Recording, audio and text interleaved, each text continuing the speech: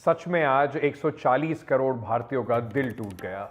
नमस्कार, इस वक्त आप एनडीटीवी के साथ हैं। मेरा नाम है अंकित त्यागी। बड़ी खबर पेरिस ओलंपिक से ही आज आई और पेरिस ओलंपिक 2024 में भारत की उम्मीदों को एक तगड़ा झटका जरूर लगा। कल तक जहां लग रहा था विनेश फोगाट का एक मेडल पक्का है, रंग तय होना बचा है, आज सुबह बुरी खबर वहां से आई। विनेश फोगाट को पेरिस ओलंपिक्स में डिस्क्वालीफाई कर दिया गया। वे 50 किलोग्राम रेसलिंग के फाइनल में पहुंच चुकी थी। उनके वजन इवेंट के दूसरे दिन 50 किलोग्राम से कुछ अधिक बढ़ गया था। विनेश के पास गोल्ड जीतने का मौका था, लेकिन अब वह सिल्वर मेडल भी चूक गई हैं।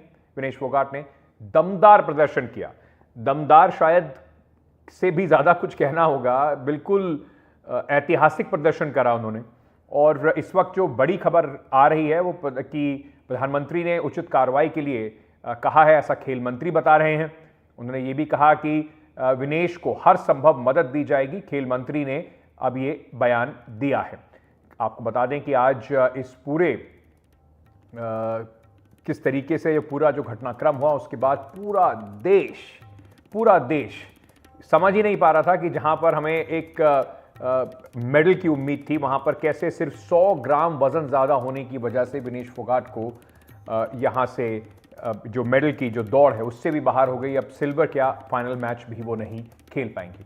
ओलंपिक के फाइनल में जगह बनाने वाली वो पहली भारतीय रेसलर थी। उनके लिए शुभकामना और दुआओं का दौर चल रहा था। उनको अयोग्य करार दिए जाने की खबर आई और वहीं खेल मंत्री ने कहा है कि विनेश फोगाट को हर संभव मदद की जाएगी और प्रधानमंत्री ने उचित कार्रवाई और पूरा उनको मदद का आश्वासन भी दिया है।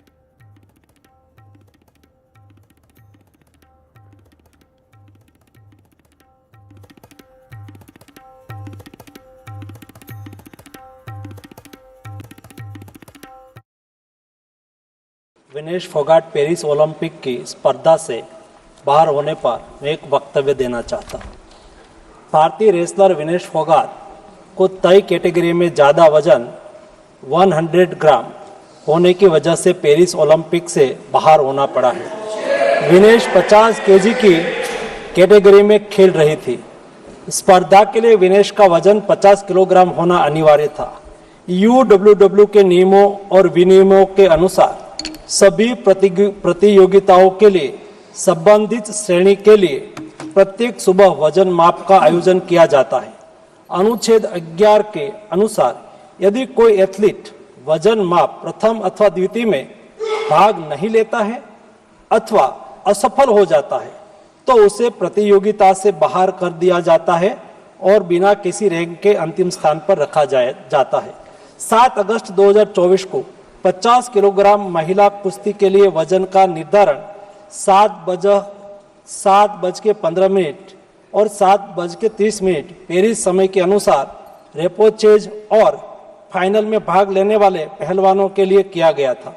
विनेश का वजन 50 किलो 100 ग्राम पाया गया, इसलिए वे स्पर्धा के लिए अयोग्य घोषित की गई। इस मामले को लेकर भारतीय ओलंपिक संघ ने अंतर्राष्ट्रीय कुश्ती संघ से कड़ा विरोध भी दर्ज किया है। नेशनल भारतीय ओलंपिक संघ की अध्यक्षा पीटी उषा भी अभी पेरिस में है। प्रधानमंत्री जी ने स्वयं उसके साथ बातचीत करके उचित कार्यवाही करने के लिए, उचित एक्शन लेने के लिए भी उसको कहा गया है। सच में पूरा देश अभी भी किसी न किसी तरीके से उम्मीद लगाए है कि क्या कुछ अभी रास्ता निकल सकता है, लेकिन नियम जो हैं वो काफ़ी कड़े हैं। कल ये जो तस्वीरें आप देख रहे हैं, पूरी रात कोशिश की गई कि विनेश का जो वज़न है वो कैटेगरी में 50 किलो से कम पहुंचे, 50 किलो तक पहुंचे, लेकिन सिर्फ 100 ग्राम से वो पीछे रह गए। विनेश फोगाट को अयोग्य करार देने के मुद्दे पर हमारे सहयोगी विमल मोहन ने कुश्ती संघ के अध्यक्ष संजय सिंह से बातचीत की। आपको सुनवाते हैं। तो पेरिस ओलंपिक्स में एक दिन पहले चौंकाने वाली खबरें आई थी, दिल को खुश करने वाली खबरें आई थी, लेकिन अब एक जो दिल दहलाने वाली खबरें आई हैं। मेरे ख्याल से मैंने जितना देखा है संजय सिंह, पिछले कई सालों में मेरे ख्याल से पेरिस ओलंपिक्स अब तक का सबसे दुर्भाग्यशाली ओलंपिक्स भारत के लिए साबित हो रहा। 5 खिलाड़ी अभी पूरा ओलंपिक्स खत्म नहीं हुआ, 5 खिलाड़ी 5वें पोजीशन पे, और ये एक ऐसा विवाद कि वेट बढ़ जाना, क्या कुछ हुआ है हमें थोड़ा तफसील। विनेश ने बहुत अच्छी कुश्ती लड़ी और वो अपने कुश्ती के बदौलत सेमीफाइनल में जीत करके फाइनल में पहुंच गई। पता नहीं किस कारण से उनका रात में वज़न बढ़ गया। रात में उन्होंने मेहनत किया वज़न कम करने का, लेकिन वज़न 100 ग्राम पे आके रुक गया और वज़न की वजह से उनको सुबह वहाँ डिस्क्वालीफाई कर दिया गया। संजय सिंह, आप रेसलिंग फेडरेशन के प्रेसिडेंट हैं और इस वक्त ये कहना बहुत ज़रूरी है और अहम है, क्योंकि ये चूक नहीं है, ये मतलब अचानक फिसला नहीं है। आपके हाथ में गोल्ड मेडल था, आपने ओलंपिक चैंपियन को हराया और आपके हाथ से निकल गया। किसी न किसी को इसकी जिम्मेदारी लेनी होगी। आपके पास सपोर्ट स्टाफ होता है और आपके पास न्यूट्रिशनिस्ट होता है, आपके पास फिजियो है, मैस्योर है, टीम है, एक अच्छी खासी टीम है। विनेश के साथ 5-6 लोगों की टीम थी। ये चूक जो ठीक है, हम इसके लिए फाइट कर रहे हैं जो भी है, लेकिन यहाँ तक बात ही नहीं पहुँचनी चाहिए थी। देखिए, कुश्ती संघ में पीछे के समय में जो कुछ विवाद हो गया था, उसकी वजह से विनेश ने अपना फिजियो, अपना कोच, अपना न्यूट्रिनिस्ट सब कुछ अपना मांगा था और भारत सरकार ने सब कुछ उनको मुहैया कराया, सारा कुछ उनको मुहैया कराया। और किस कारण से वज़न बढ़ गया, यह बाद में जांच का विषय है, इसको जांच किया जाएगा। लेकिन फिलहाल तो हमारे देश का दुर्भाग्य है कि जो हमारे हाथ में आया हुआ गोल्ड या सिल्वर मेडल चला गया। ये तो हमारे 140 करोड़ जनता का दुर्भाग्य है कि यह मेडल हमारा चला गया। एक और बड़ी बात जो हमने आपसे बातचीत की थी, रात आप एक दिन पहले आपका वेट सही था, आप 50 किलोग्राम में लड़ी। एक तो 50 किलोग्राम उनका वज़न नहीं है, लेकिन चलो आप वहाँ लड़ी, आपने ओलंपिक चैंपियन को हराया, आप फाइनल तक पहुँची।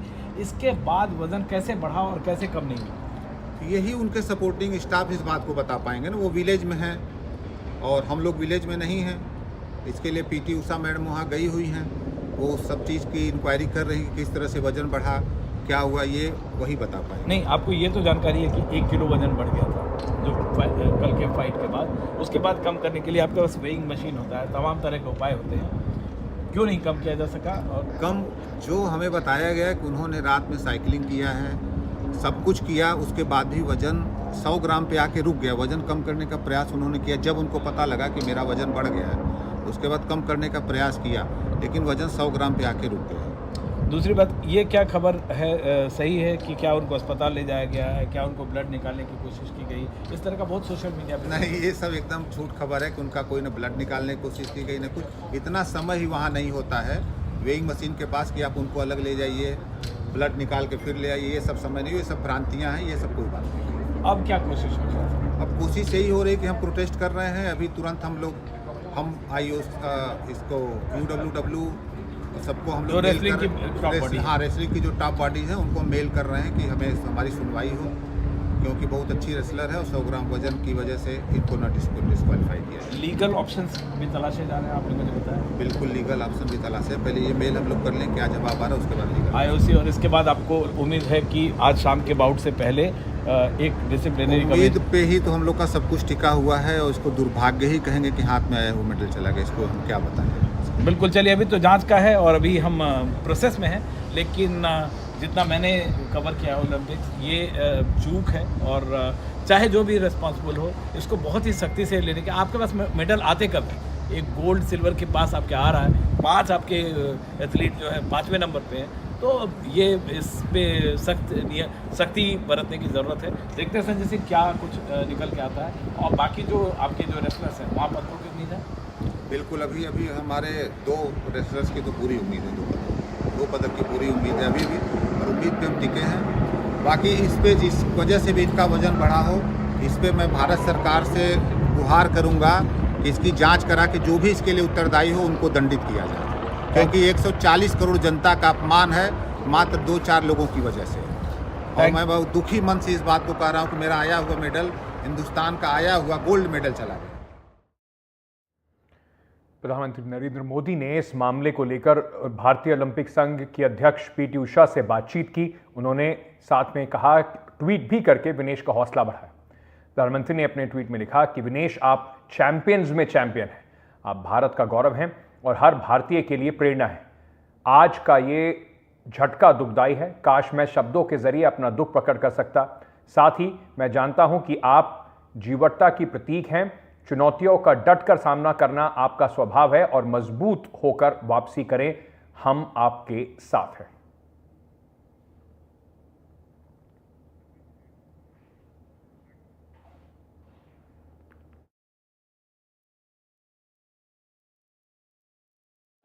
देखिए कुछ कहने के लिए कुछ बचा नहीं मेरे पास। जो आज थी सारे देश की थी, गोल्ड मेडल पर, और नजदीक जाके वो तो डिस्क्वालीफाई कर दी। मैं तो माँ बाप मेरे को तो दुख है, लेकिन सारे हिंदुस्तान को इस चीज़ का बड़ा दुख है, जिसने पूरी आस उम्मीद थी जो गोल्ड मेडल किया, और वो नजदीक जा कर के जो हो गया, तो सारे देश को दुख है चीज़। ऐसा कोई रूल है जो 100 ग्राम वजन बढ़ने से देखिए, जो मेरे को पता लगा बजरंग योग संहिता से बात हुई थी, तो 150 ग्राम वजन फालतू था, वो वजन नहीं आया ना, तो इस वजह डिस्क्वालीफाई कर दी। कहीं ना कहीं आस है। देखिए, वो तो जो फेडरेशन में जो वहाँ के जो अध्यक्ष हैं वही फैसला करेंगे, जो वहाँ कुश्ती लड़ा रहे सिर्फ उनके हाथ में है सब। क्या फेडरेशन या सरकार को बीच में नहीं आना चाहिए?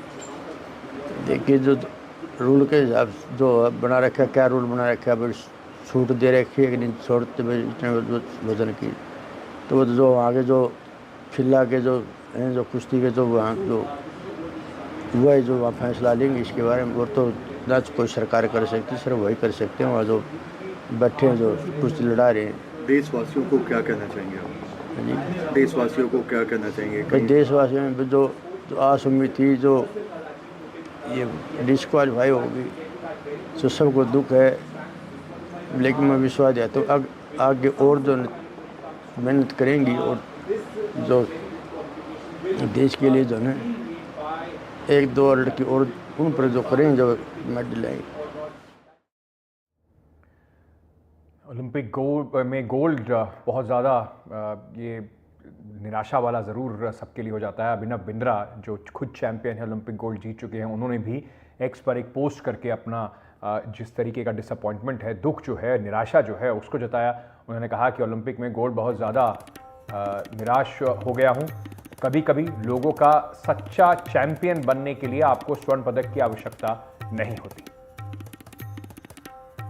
वहीं leader of opposition Rahul Gandhi ने भी ट्वीट करके विनेश फोगाट का हौसला बढ़ाया। उन्होंने कहा कि विश्व विजेता पहलवानों को हराकर फाइनल में पहुंची भारत की शान विनेश फोगाट का तकनीकी आधार पर अयोग्य घोषित किया जाना दुर्भाग्यपूर्ण है। हमें पूरी उम्मीद है कि भारतीय ओलंपिक संघ इस निर्णय को मजबूती से चैलेंज कर देश की बेटी को न्याय दिलाएगा। विनेश हिम्मत हारने वालों में से नहीं है। हमें पूरा भरोसा है कि वह अखाड़े में और अधिक मजबूती से वापसी करेगी। आपने हमारे देश को गौरवान्वित किया है विनेश। आज भी पूरा देश आपकी ताकत बनकर आपके साथ खड़ा है।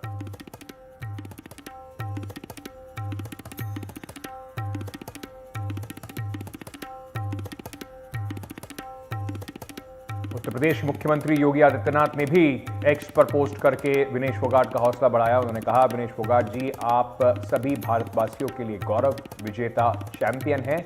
निराश मत होइए। पेरिस ओलंपिक 2024 में आपके उत्कृष्ट प्रदर्शन ने वैश्विक पटल पर मां भारती को स्वर्णिम आभा से दीप्त किया है।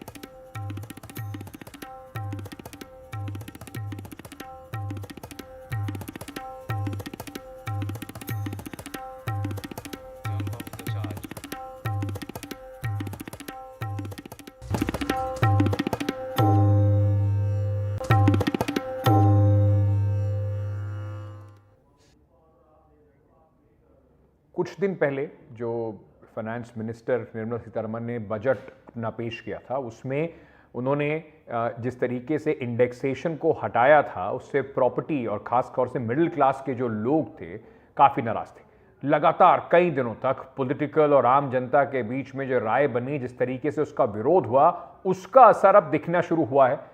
घर मालिकों के लिए सरकार अब अपना ये जो फैसला है उसे वापस लेने जा रही है। राहत की बात है। केंद्र सरकार ने रियल एस्टेट पर इंडेक्सेशन का लाभ हटाने से हताश हो चुके घर मालिकों को राहत देने की, यानी कि अपना फैसले को पलटने की, वापस लेने की कवायद अब शुरू की है। केंद्रीय बजट 2024 में वित्त मंत्री निर्मला सीतारमण ने टैक्स से जुड़ी कई महत्वपूर्ण घोषणाएं की थी। इसमें एक बेहद महत्वपूर्ण घोषणा जो थी, जिसमें रियल एस्टेट लेन देन को लेकर था। इन बदलावों में इंडेक्सेशन बेनिफिट को हटाया गया और long term capital gain tax को 20% से घटाकर 12.5% करना शामिल था। अब सरकार ने लॉन्ग टर्म कैपिटल गेन्स व्यवस्था के तहत टैक्स पेयर्स को 2 विकल्प देने का फाइनेंस बिल में संशोधन किया है। क्या है ये विकल्प? संशोधन के अनुसार अगर कोई भी प्रॉपर्टी 23 जुलाई 2024 से पहले खरीदी गई तो करदाताओं को इसके लिए 2 विकल्प मिलेंगे। पहला विकल्प होगा कि करदाता को 12.5% टैक्स देना होगा, लेकिन इसमें इंडेक्सेशन का फायदा नहीं मिलेगा। वहीं अगर इंडेक्सेशन का फायदा लेना है तो इसके लिए आपको 20% टैक्स स्लैब में जाना होगा। आम बजट में केंद्र सरकार ने रियल एस्टेट के लिए long term capital gains tax जो है उसे घटाकर 12.5% कर दिया था, लेकिन इसके साथ ही इंडेक्सेशन का लाभ समाप्त कर दिया था। अब जरा थोड़ा सा और इसको समझते हैं और आपको बताते हैं कि इंडेक्सेशन एक ऐसी व्यवस्था है क्या। ये एक ऐसी व्यवस्था होती है जिसके तहत किसी प्रॉपर्टी की खरीद कीमत पर महंगाई का असर जो है उसे एडजस्ट किया जाता है, यानी कि उसकी कीमत पर माफ कीजिएगा, महंगाई का जो पूरा असर जो होता है, इन्फ्लेशन रेट जिसे कहते हैं, उसको एडजस्ट किया जाता है। तो ये राहत की बात मिडिल क्लास के लिए, घर मालिकों के लिए सामने आ रही है। रियल एस्टेट के लिए लॉन्ग टर्म कैपिटल गेन व्यवस्था में संशोधन करा गया है। संपत्ति बेचने के से हुए फायदे पर टैक्स चुकाने में अब आपको 2 ऑप्शन दिए जाएंगे, जैसे मैंने आपको बताया, इंडेक्सेशन के बिना और इंडेक्सेशन के साथ टैक्स चुकाना होगा। उसका फायदा अगर आप नहीं लेते इंडेक्सेशन का तो 12.5% दीजिए, अगर आप इंडेक्सेशन का फायदा लेना चाहते हैं तो 20% दीजिए। लेकिन ये सिर्फ 23 जुलाई 2024 यानी कि जिस दिन बजट में ये घोषणा की गई थी उससे पहले की प्रॉपर्टी को ही फायदा मिलेगा। पहले सरकार ने बजट में इंडेक्सेशन को बेनिफिट को बिल्कुल हटा दिया था, इसका काफी विरोध भी हुआ था। मंगलवार को फाइनेंस बिल में संशोधन करके इसे वापस लाया गया है। तो क्या होता है इंडेक्सेशन बेनिफिट? प्रॉपर्टी की कीमतों पर महंगाई का असर दिखाया जाता है, इससे खरीद भाव बढ़ता है और मुनाफे का आंकड़ा घट जाता है। इसमें टैक्स की देनदारी जो है वो कम हो जाती है।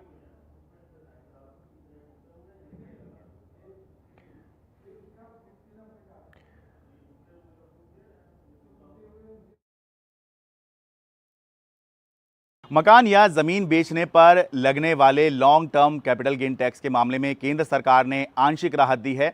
Long term capital gain tax यानी कि आप अगर अपना कोई मकान, अपनी कोई ज़मीन 2 साल तक होल्ड करने के बाद बेचते हैं तो उस सूरत में आपको सरकार को long term capital gain tax देना होता है। तो सरकार ने अब ये फैसला किया है कि आपने अगर कोई प्रॉपर्टी 23 जुलाई 2024 यानी जिस दिन देश का इस बार का आम बजट पेश किया गया था उससे पहले अगर आपने कोई प्रॉपर्टी खरीदी है और अब आप उसको बेचते हैं तो उस सूरत में आपके पास 2 व्यवस्थाएं हैं long term capital gain tax calculate करने की। पहली वही व्यवस्था जो पहले थी जिसके तहत आपको 20% long term capital gain tax देना होगा, लेकिन साथ में आपको इंडेक्सेशन यानी महंगाई का जो एडजस्टमेंट किया जाता था उसका बेनिफिट आपको मिलेगा। दूसरी व्यवस्था वही है जो सरकार अब लेके आई है जिसके तहत आपको सीधा 12.5% long term capital gain tax देना होगा, लेकिन इसमें आपको इंडेक्सेशन यानी कि महंगाई का जो एडजस्टमेंट होता था उसका फ़ायदा आपको नहीं मिलेगा। तो आपके पास ये विकल्प होगा कि दोनों तरीके से आप टैक्स कैलकुलेट कर लीजिए। जिसमें टैक्स आपको कम देना बन रहा हो आप उसके तहत टैक्स कैलकुलेट करके सरकार को दे सकते हैं। लेकिन ध्यान रहे ये केवल उन्हीं प्रॉपर्टी के लिए है, उन्हीं मकान और ज़मीन के लिए है जो 23 जुलाई 2024 से पहले खरीदी जा चुकी हैं और अब आप उसको आगे आने वाले भविष्य में या आज के बाद से जो है उसको बेचना शुरू करते हैं। लेकिन आगे जो भी आप प्रॉपर्टी खरीदेंगे और बेचेंगे उस पर आपको सीधा जब आप प्रॉपर्टी खरीदेंगे और उसके बाद बेचेंगे 2 साल होल्ड करने के बाद में तो उस पर आपको सीधा 12.5% लॉन्ग टर्म कैपिटल टैक्स देना होगा, लेकिन आपको उसमें इंडेक्सेशन का कोई बेनिफिट आपको नहीं मिलने वाला। इसमें थोड़ी और चर्चा करते हैं क्योंकि इसको लेकर काफ़ी सारे लोग बड़े परेशान थे, इसके ऊपर विरोध प्रदर्शन भी चल रहा था।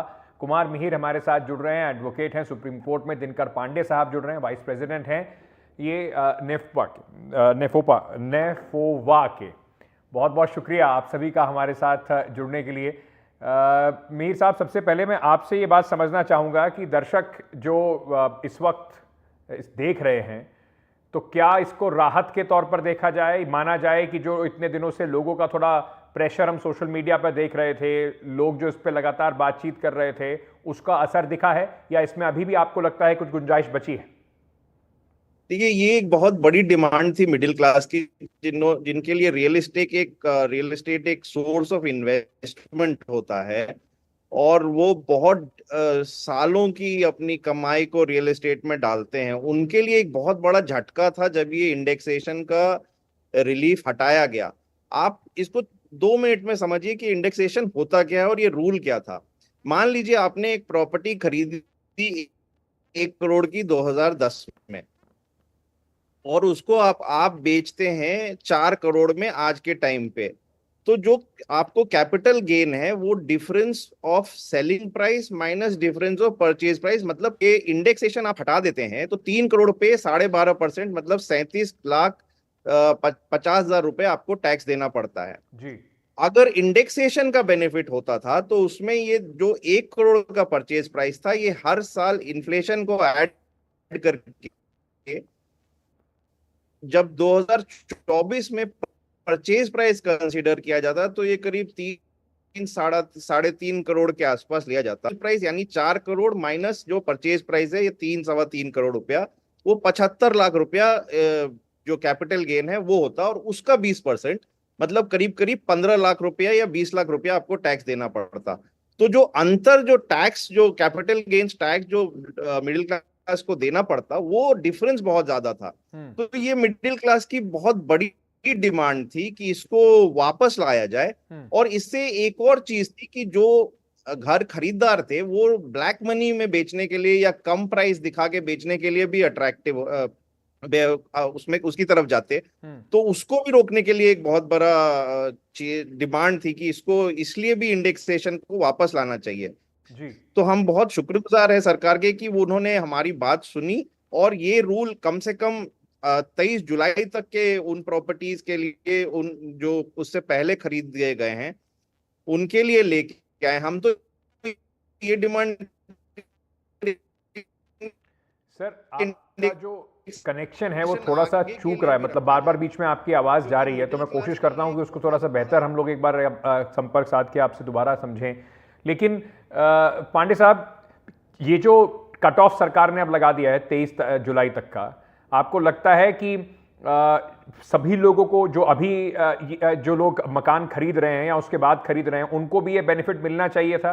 कहीं ना कहीं इन्फ्लेशन को एडजस्ट करने की बात हमेशा ये बात होती रही है। किस तरीके से आप इस पूरे कदम को देखते हैं, और क्या सरकार की जो पूरी जो नीति है उससे आपको लगता है कि एक बड़ी राहत लोगों को मिलने वाली है? देखिए, ये तो एक बात है, निश्चित रूप से सबको राहत मिलनी चाहिए। हमने क्या गलती की है? अगर अभी खरीदेंगे तो मिलना ही चाहिए बेनिफिट। और इसका दूसरा चीज बताता हूँ, मैं बजट का पढ़ रहा था, स्पीच इनका, इसमें 2 और इससे रिलेटेड इन्होंने जिक्र किया था।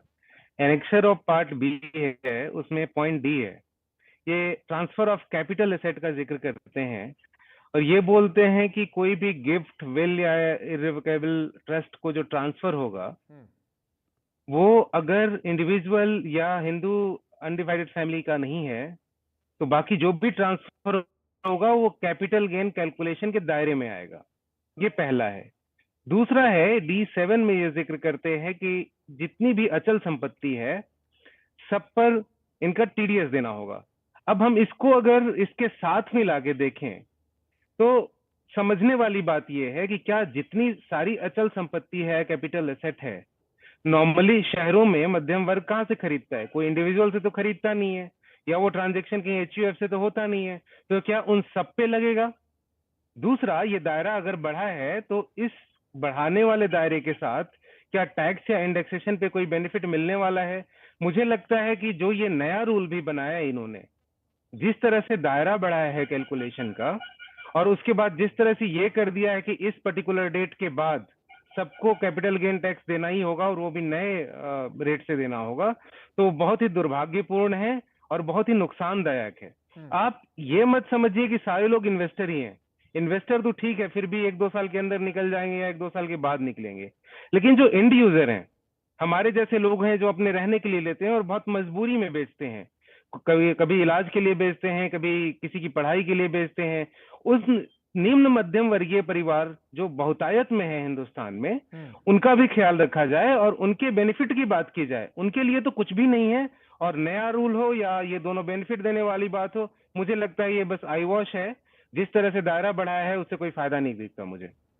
तो मीर साहब, आपको भी क्या ऐसा लगता है कि सरकार को पता था कि देखिए एक हाथ दे दूसरे हाथ लेने वाली बात है ये, उन्हें पता था कि इसका विरोध होगा, तो उन्होंने पहले से इसकी तैयारी की शायद की हुई थी, या सोचा हुआ था कि चलिए इसको यहां तक ही रखेंगे, इसके बाद जो भी प्रॉपर्टी खरीदेगा 23 तारीख के बाद उसको इंडेक्सेशन का फायदा नहीं मिलेगा। तो राहत उनके लिए जो उससे पहले के हैं, पर उनके बाद वालों का क्या? नहीं, वही हम कह रहे हैं कि उनको उसके बाद वालों के लिए भी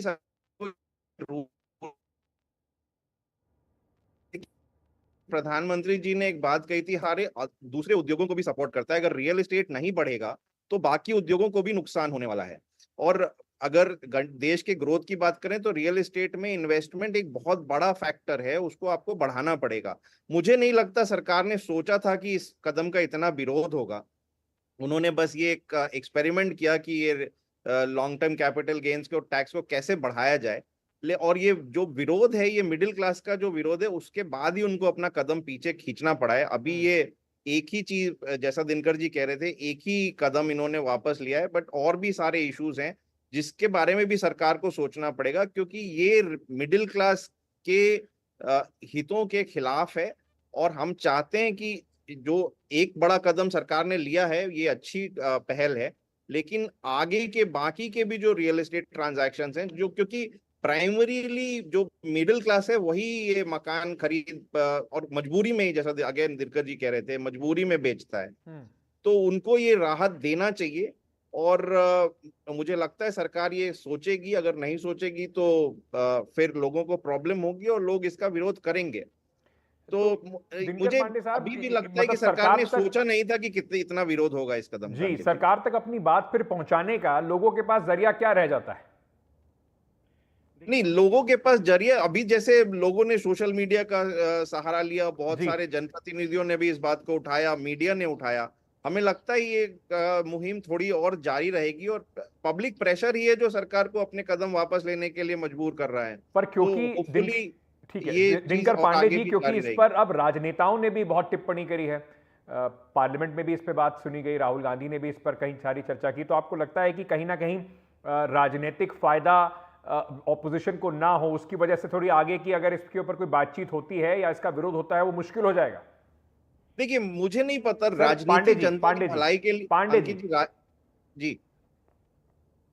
जी देखिए, मुझे नहीं लगता जी अंकित जी, राजनीति जो है जनता की भलाई के लिए होनी चाहिए। पांडे जी के लिए सवाल है वो। अच्छा, ठीक है जी। देखिए, मुझे नहीं लगता कि विपक्ष भी समझ पाया है और वो समझ के हमारे मुद्दों उठाने की रखता है नीयत, क्योंकि आप सिर्फ बेचने वाली बात नहीं है। मैं फिर एक और कोट करता हूँ, इसी बजट स्पीच में है, पहले जो रेंटल इनकम आता था, किसी सपोज मैंने घर लिया है यहाँ पे एनसीआर में और मेरा ट्रांसफर हो गया बैंगलोर में, ऑब्वियसली इंट यूज नहीं करूंगा, मैं उसको रेंटल इनकम में दिखाऊंगा, तो उसको मैं बिजनेस या प्रोफेशन के साथ एडजस्ट कर सकता था अपने प्रॉफिट और लॉस के साथ।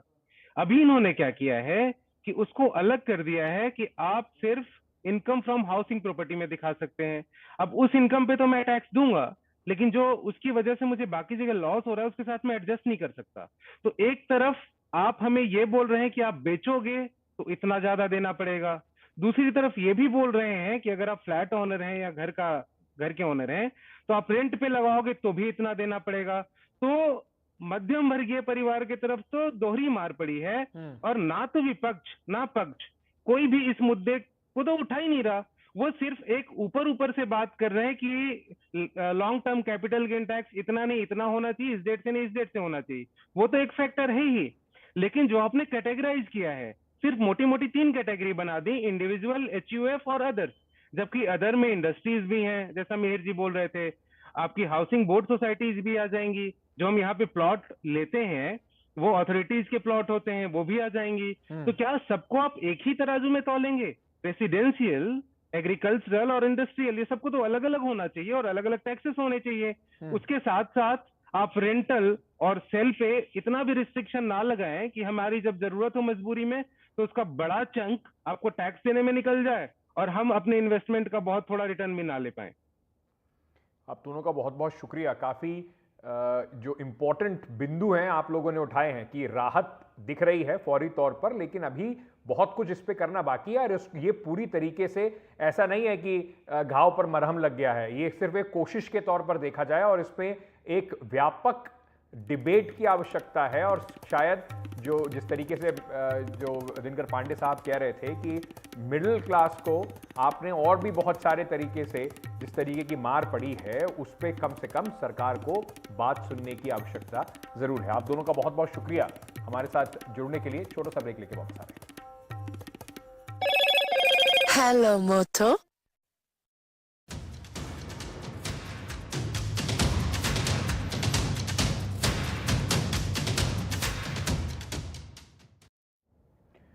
बांग्लादेश में पिछले कई दिनों से सियासी उठापटक के बाद अंतरिम सरकार का गठन होने वाला है। नोबेल पुरस्कार विजेता मोहम्मद यूनुस को बांग्लादेश की अंतरिम सरकार का नेतृत्व करने के लिए चुना गया है।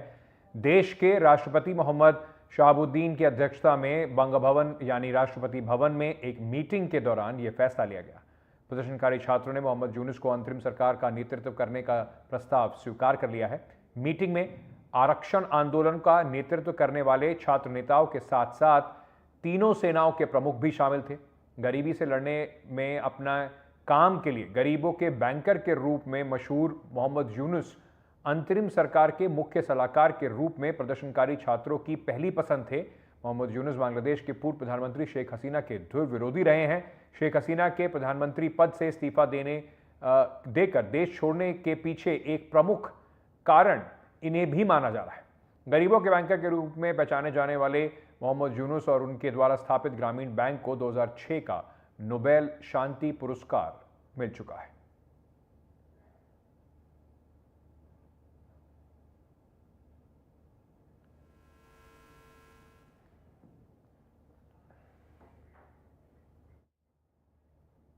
To make this point clear, sir, again, I would strongly believe this would certainly help the middle class.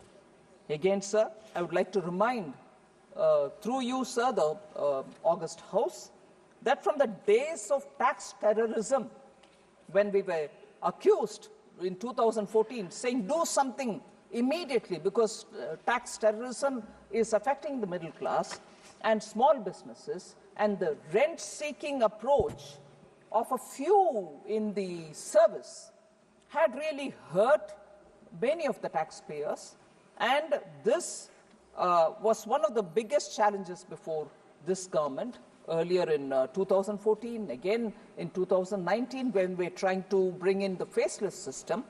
We have moved away from those days, sir, because we brought in the faceless system, which is taxpayer friendly, infused confidence in the taxpayer, and any inquiry on the tax could be responded via email or messages.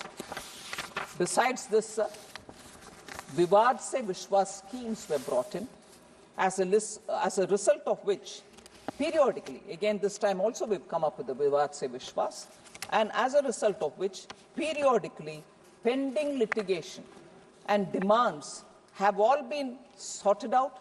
Relief was brought in to a wide range of taxpayers, largely, data shows, largely the beneficiaries are MSMEs, individuals, and small companies.